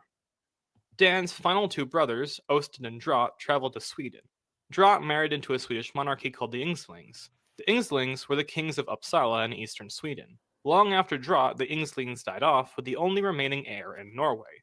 A descendant of this Norwegian branch was a king named Harald Fairhair, who united Norway for the first time since Nor. The other brother was Osten, who became king of southern Sweden. His descendants produced Ivar Vidfamne. Ivar was so awesome that he conquered all of Denmark, Norway, Sweden, plus a lot more. This deposed the descendants of Dan, Nor, and Drat, and when Ivar died, new kings took over. Ivar's viceroy, Valdar, became king of Denmark. Valdar then became the ancestor to the new Danish dynasty. Of this dynasty was Ragnar Lodbrok, who also became king of Sweden. His sons were the Viking invaders of England, and his descendants ruled both Norway and Sweden. The death of Ivan also allowed Harald Fairhair to unite Norway. This established the historical kings of Scandinavia. To put this in a timeline, there are two major historical references in this history: the kings after Ivar Vidfamne and Emperor Augustus. Augustus operated from 27 BC to 14 AD, putting King Dan and his brothers around the same time. Their descendants would continue to rule until the post-Ivar kings took over. Ivar Vidfamne is said to have died in 700 AD, with those kings ruling afterwards. The only thing remaining is the creation of Midgard and humanity. Since the god Rig created the three classes of man only 2 generations before Dan, that was in the early 100s BC. But since humans have been around for so long before Rig arrives, that puts their creation, and thus Midgard's, as an unknown. But that is just a mythical history of Scandinavia. Germanic mythology spread all over Europe, all with its own history. But that is a story for another video. These mythologies, like it's funny as heck that like we sit there, we talk about lineage and all this other stuff like that, but they always want to destroy your lineage and tell you that you didn't come from shit. You know, y'all was always slaves. Y'all ain't come from nowhere. You know, stop trying to associate yourself with Egypt. There ain't nothing Egypt about y'all. You know what I'm saying? So yeah, hell yeah. Grab the book again. So go back to that Lucius. We still talking about that. This is just more proof. Okay. You know, he's gonna be the more popular one because he's Roman. Okay. So boom. So we read the first part. So it says, why was what page you on? Yeah. Why was the racial classification of Lucius corrupted? To prevent the descendants of the lords of the land of Europe labeled black from claiming the just sanguinis and just solis of their free national descent names that trace back to imperial families, such as the Severian dynasty or the kingdom of Alba. Now read that again slow and tell me what it means to you. Okay. Why was the racial classification of Lucius corrupted? To prevent the descendants of the lords of the land of Europe, labeled black, from claiming the just sanguinis. So stop right there. So the lords of the land of Europe labeled black. What does that mean to you? Okay, what that means to me, I think what I first think of, I think of the black nobility. I keep thinking of the word dub. I'm talking about us right now. I'm saying the descendants of. I'm not going back in time yet. Okay. Right? So y'all writing what y'all saying as far as the people, those are the ancestors, but to prevent the descendants of the lords of the lands of Europe labeled black. I'm saying us. We've been labeled black. Yeah. Like you don't come from shit, like Will just said. Or you don't come from shit. You come from African slavery. You're black. They don't want you to think that your name comes from the kingdom, the Yinglings, Sweden, Norway, Norwegian, France, Portugal. They don't want you to believe you have any descent from these people, these bloodlines, these royalties, and just sanguinis is your claim to bloodline, your relation, which you get inheritance. Just solis, like soil, just solis, solis is your claim to the land. They don't want you to even, and a lot of us don't even discuss European land. We're like, what? It's like damn, like a sin to bring up in an Afrocentric conversation. Hell yeah. but we have proof, names and all that. So, have you ever heard of the Severian dynasty? Not before I read the book like that, but when I read the book, I learned a lot. Oh, so you looked them up? Yep. So, what you learn about the Severian dynasty? I'm gonna put it on the screen. Huh? What I learned was they were a Berber imperial dynasty, which ruled the Roman Empire between 193 and 235 AD. Yeah, and the cold part is, if I'm not mistaken, they were stationed in Africa, right? That's right. So this is a part that people don't know because we just hear Rome, Roman. This is why it's so important.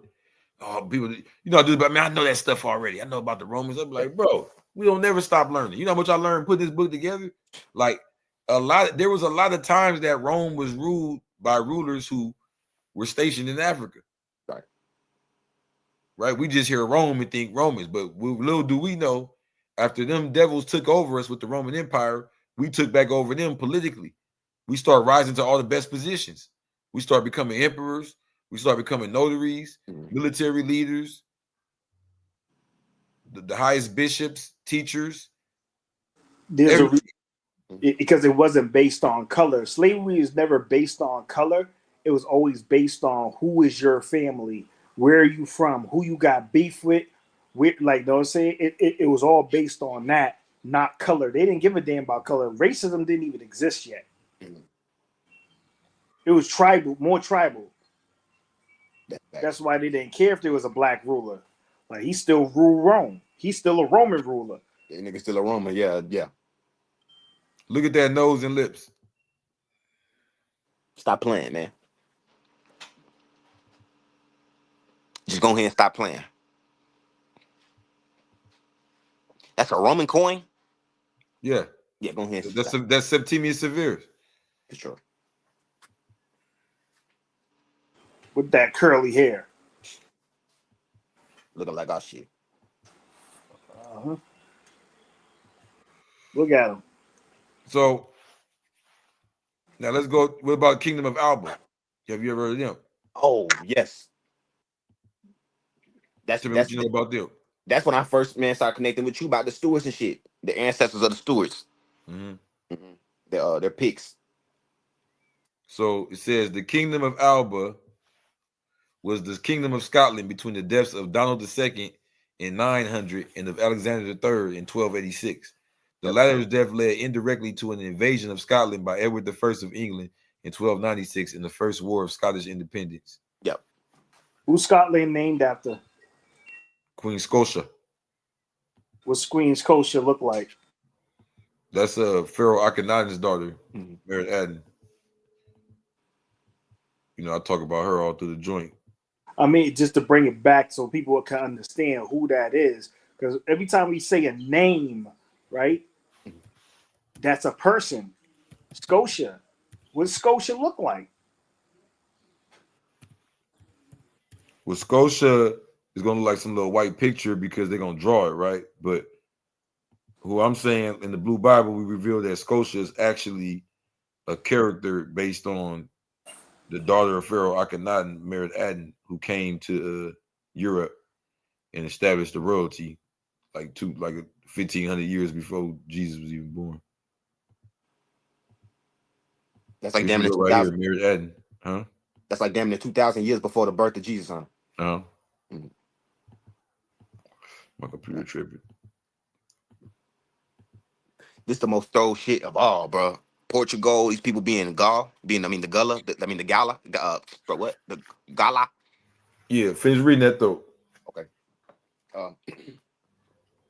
The so-called Black community of North America is made up of surnames recognized by the crowns of the Spanish, French, and British before the American Revolution. So look at the American Revolution. What were we taught that was about? The British overthrowing, the Pilgrims overthrowing the British control of their colonies. So that goes back to me saying, are these Moors? These ain't Moors classified. They don't even like Moors, but these are dark people. The British people that was ruling them. Yes, bro. Queen Charlotte. King James, all of that. You feel what I'm saying? These melanated people had slaves and all of that, and they wasn't feeling them. They slaves wasn't feeling these nobles. Yeah, think about it, bro. The slaves over here, the whites over here that were slaves was able to convince the black slaves to fight with them against these people because they was tired of their ass. Hell yeah. Damn, boy, That's when they split it up and said, okay, we're gonna do the whole white black thing. Yep, they had to create racism because at the end, what was really crazy is that they were using black people to punish like the people who were subjects of the crown were getting their asses whooped. They were getting put in stockades and all that other stuff by black people. Other niggas, yep, that's true. So it's like, because you're talking about where I'm from, like, you know what I'm saying? The reason why they killed Crispus Attucks first, because they thought he was one of them. They just seen a big black dude. They're like, oh, that's the motherfucker who just paddled me the other day. Whack his ass, yeah. Whack his ass, like, yeah. Because it was like demeaning to them to be punished by a black person. Mm-hmm. I mean, and that's why, like I said, they always come with the friendly shit though. Like, yo, we give you your freedom. You can be free. Like, you got to realize that before America got rid of slavery, the British did. Not saying that they was all good and they were great. Like, yeah, they're so great. They freed us. Like, yeah. It was strategic. They're like, oh, we can use them. They always been using us on both sides. Every single war that happens, they got us fighting us. Yeah, like the Spanish using Maroons for their purposes to fight against the British. I mean, we was doing that our damn selves. Like, at the end of the day, that's why it's called the Pirate Coast. Now it's called the Gulf of America. What you call Louisiana, Bobancha, they couldn't go into them swamps. They was getting bodied. Every time they tried to go into the swamps, they was getting knocked off. They was like, hey, listen, we got to make a deal. Mm-hmm. Y'all stop robbing our ships and we gonna bring y'all some stuff. But what I specifically mean is like the Spanish gave the Gullas weapons. Yeah. We were the Spanish. Remember, the Spanish were Moors, bro. Yeah. You just thinking that Florida, because they were Catholics and they were down with the Pope and all of that, but they still were Moors. So they believed in the one God. They knew the stories of Moses. When they came over here and ran to the Gullas, they both talked, you know what I'm saying, similar Aramaic, Arabic, Hebrew, all that. Yeah. And you can see it in the flags too, because guns. They gave them hella guns. They gave them guns illegally. You know what I'm saying? They gave them to them under the table. That's why I keep saying show them flags, because pre-America, what it was before it was called America, Florida was ran by the Spanish. The French had what was called Louisiana all the way over there. That's why it's called the Louisiana Purchase came, because France got their asses whooped in Haiti. You know what I'm saying? And the only reason why it's not all one nation, because you got to remember, Dominican Republic is half of the island, which they sat there. They were like, we want our daddies to still be the Spanish. We want to keep them as our colonialists. We love them. Like, y'all could be free if y'all want to. We rather stay over here with daddy. Because so it's one whole island. Is it Hispaniola? Is what they call it. But it's like after they whooped France's ass, they was like, okay, so check this out. We got this land over here. It's right next to your land and everything like that. We'll sell it to you. Give us some money. And that's how like the Louisiana Purchase went down. But you got to remember, Florida was a wild ass place because they weren't developing it. They was keeping it. The Spanish was keeping it. It was a stronghold. It's like it didn't get annexed into the Americas until way later. That's why a lot of people were escaping to freedom into Florida, which created like what we call the Seminole, which means runaway. That's what they call the runaway. So, it's a Spanish name. Exactly. And the mixture in between that is like you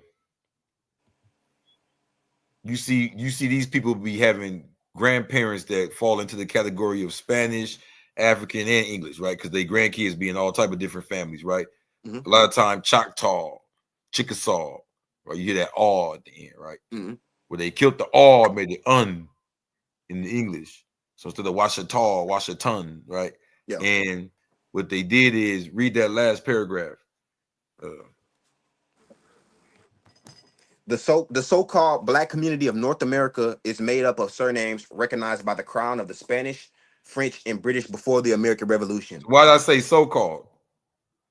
Because that's what we classify it as right now. is black, right? Yeah. But we're a multitude of things that we just been talking about, right? Yes. You can't say you're one thing because you're all dark skinned.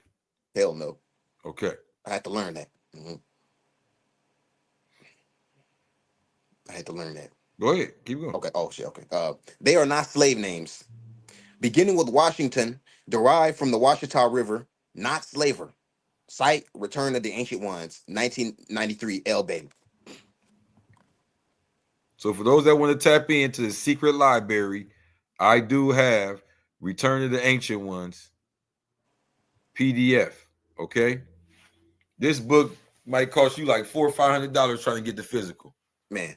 Now I can get you this PDF if you want to go print it out, whatever, save yourself some money. But tap in with me. I have this and many other hard to find, real deep research level manuscripts in the secret library. I also do research for people in the secret library. If you come and you just got a topic you want me to research.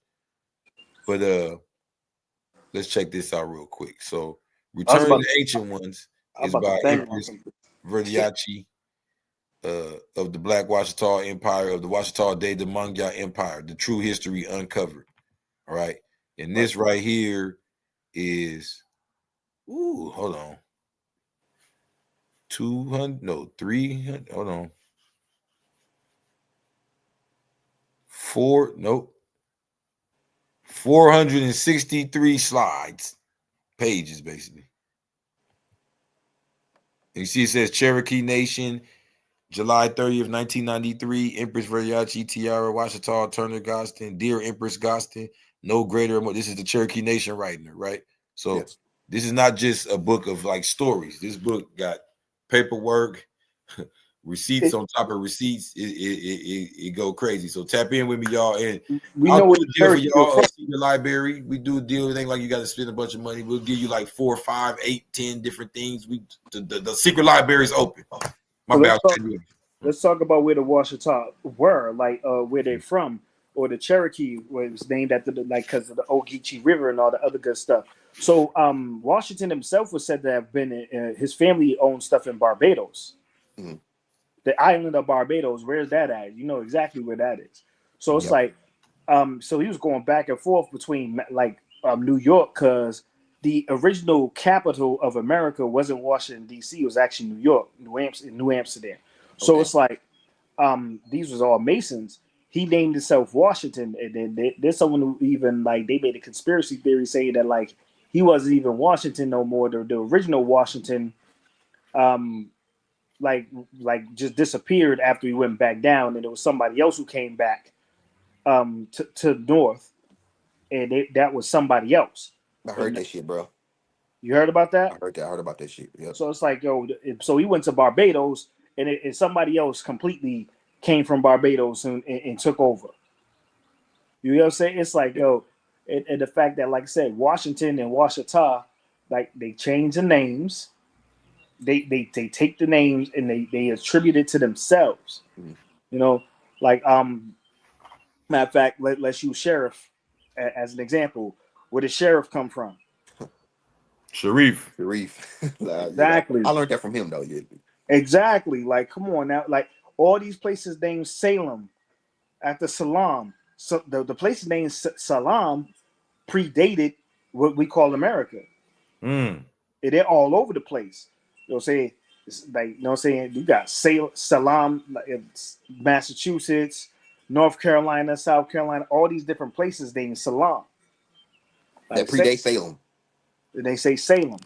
It's there's also a big vowel shift that ended up happening. Certain words were said a certain way until people came with a different accent. So you would see the same word, but they would pronounce the vowels differently. That's why we keep saying Idris instead of Idris. And Idris sounds closer to what was the name? Enoch? Yeah. So if you kept saying Idris, that don't sound nothing like Enoch. Nope. But Idris does. Exactly. You know what I'm saying? You know what I'm saying? Idris sounds more like Enoch than Idris. No, right? yeah, Idris don't sound nothing like it. Exactly. So we have to this is why I love etymology, and it's and it tells you how to say the word and what language it came from. who used it. I watch these videos all the time about like what's the difference between a house and a mansion. It means the same shit. Yeah. But the ruling class spoke French, so they lived in the mansion, and other people just lived in the house. But the mansion, but because they were French and that sounded better because they had the ruling class, the mansion is the better house. It's a bigger house. It's, you get what I'm saying? It's the same word. It's just a different language. But because the ruling class had it, it's like now it sounds so much better. So let's use that for the fancy stuff because the fancy people say it that way. You know what I'm saying? It's like a lot of this stuff. Yeah, it's like it's the French house, the big house. Yeah. The big house. So it's like we got to keep speaking on language and why, like, you know what I'm saying? How did Cherokee come from Ogeechee? The Ogeechee River turned into Cherokee. How'd that happen? Because somebody would speak in a different language. As matter of fact, I'm gonna use this as a great example. The Wampanoag. They were sitting there saying, "White person, I am." So that Wamp part, that's the white person. It's like that's like if I start off a sentence like, I don't use the N word. You know what I'm saying? Like, where you from? You say N word. I'm from this street. I'm from this street. So you'd be like, "Oh, your name is N word. That's your name." Like, no, I was calling you that. You know what I'm saying? You get what I'm saying? Like, a lot of stuff is lost in translation, some purposely. Some is renamed just so you can't trace back its real origins. Yeah. Because you're dealing with the biggest liars on history ever. They lie about everything. Them motherfuckers sit there and tell you the sky is beneath your feet. You gonna believe them? I mean, real deal. Like, let's call things exactly what it is. Let's go to the big mystery why the Blue Bible is the true Bible, not the New Bible. Nothing took it out, nothing added in. Just the truth that they ain't gonna tell you. Page 36 of the Blue Bible says, hold on, you read it, bro. Got you on there, bro. Page 36. Okay. That says, President George Washington was truly George Augustine of Barbados. The founder of Crip, Raymond Washington, is of the original people of North America, as declared by Empress Verdiashi Tiara Washington Turner Galston Elbay.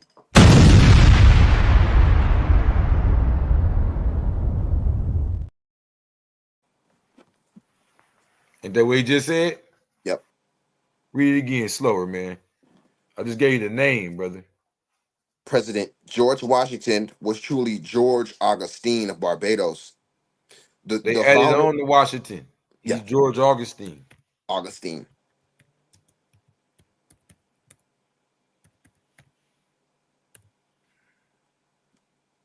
George Augustine. Barbados. Fact. Nigga came over here and added the Washington to his name. Well, they got it as his middle name. George. They got him as George Augustine Washington.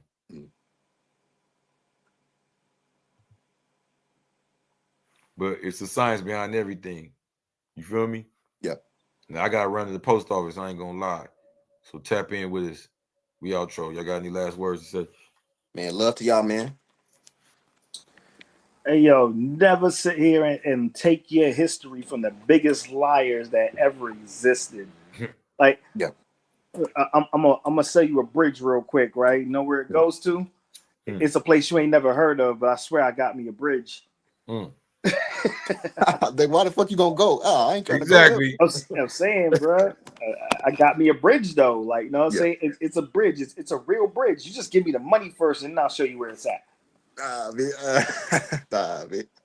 Yeah, that's how them niggas is though. Facts. Gold chains, heads wrapped like a Saudi. Tap in with the lokes, we the Black Illuminati. We be posted at Leimert Park, hustling, catching bodies. A dripping OT, thirsty peaches flew to Saudi. Money schemes, my niggas had dreams of riding Bugattis. Now it's 4-finger rings, supreme with kings around me. R.I.P. nigga Nip.